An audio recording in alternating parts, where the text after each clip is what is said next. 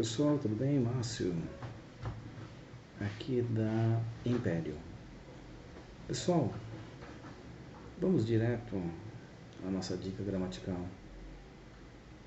É o seguinte, eu estaria apresentando uma estrutura que, embora seja simples, ela apresenta dúvidas em relação à sua forma correta de ser utilizada.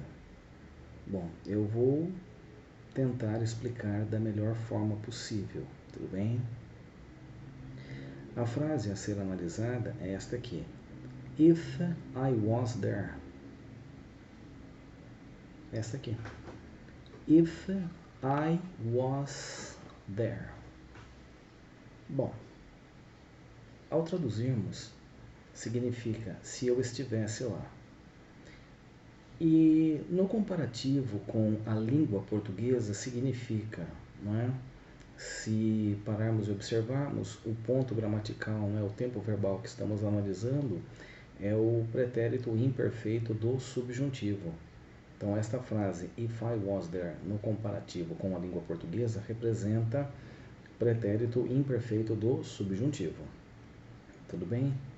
Então, basicamente é isso. Porém, há dúvidas em relação, tá, a sua forma correta, tá? Porque é assim, existe também a questão do if I were there, tá? Então, hipoteticamente falando, tá? Se estivermos falando de algo assim, imaginário, vamos dizer assim, tá?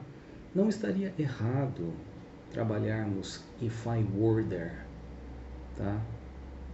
Não estaria errado. Normalmente utiliza-se a estrutura, não é? If I was there, quando estamos relatando fatos concretos. Talvez seja aí a única diferença, tá? Mas, assim, na escrita não é totalmente considerado errado trabalhar a ideia de if I were there. Porque, ó, veja bem, ao trabalharmos, por exemplo, assim, ó, se eu fosse você, não é? Se eu não engano-me, existe um filme brasileiro, não é? Com esse título, não é? Se eu fosse você, não é? Se eu não engano-me, é com o Tony Ramos e a Glória Pires, não é? Se eu fosse você, não é? Agora, se fôssemos traduzir se eu fosse você para o inglês, como ficaria? Normalmente trabalhamos if I were you e não if I was you. Portanto, é aquela questão, não é? Quando trata-se de algo, digamos assim, imaginário, hipoteticamente falando, podemos usar a estrutura, não é? If I were.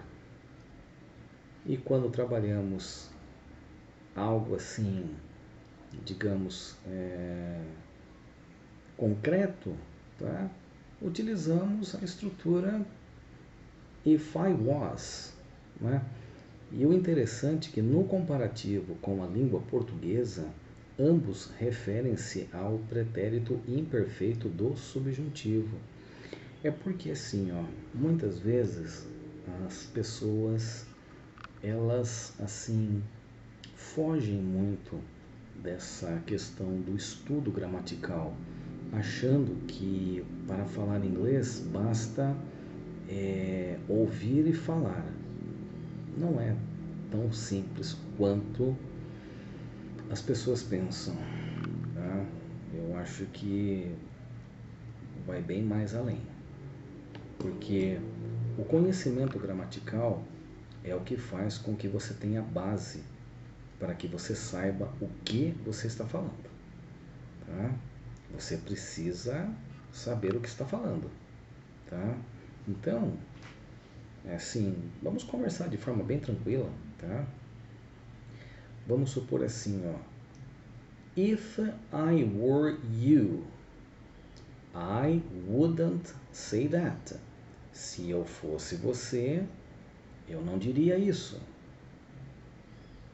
Então, olha aí a concordância. Você percebe? Se eu fosse você, como quem diz, se eu estivesse em seu lugar, se eu estivesse em seu lugar, eu não falaria isso. Então, o que a frase em si quer dizer? Que uma pessoa dirigiu a palavra a outra, que no lugar dela, ela não falaria algo. Acontece que a pessoa que recebeu, né, o, digamos assim, o comentário, ela fez. Ou não, ou estaria para fazer. Vamos imaginar assim, ó. Márcio fala para Pedro. Pedro, se eu fosse você, eu não falaria isso. Então, Pedro pode ter falado ou pode ter pensado em falar, certo? Por essa razão que o pensar é mais difícil do que falar, mesmo em português, mesmo em português. Portanto, ó, if I were you, I wouldn't say that. Se eu fosse você, eu não falaria isso. Agora, vamos mudar agora. Ó. If I was there, it wouldn't happen. Se eu estivesse lá, isso não aconteceria. Olha aí a concordância. Então, as pessoas falam, por que eu tenho que estudar gramática? Justamente para que você saiba o que você está falando. Esse é o intuito. Você talvez diga que não gosta de gramática, talvez porque você não entenda.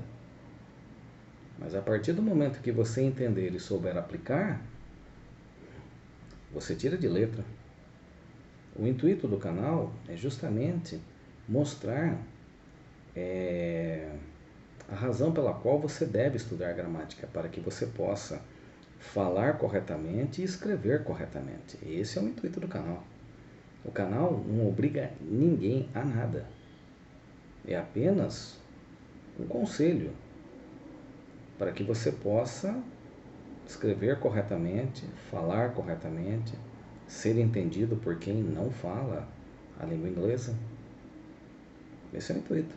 Portanto, a análise agora, né, baseada nessa estrutura do pretérito imperfeito do subjuntivo, é justamente aí, tá?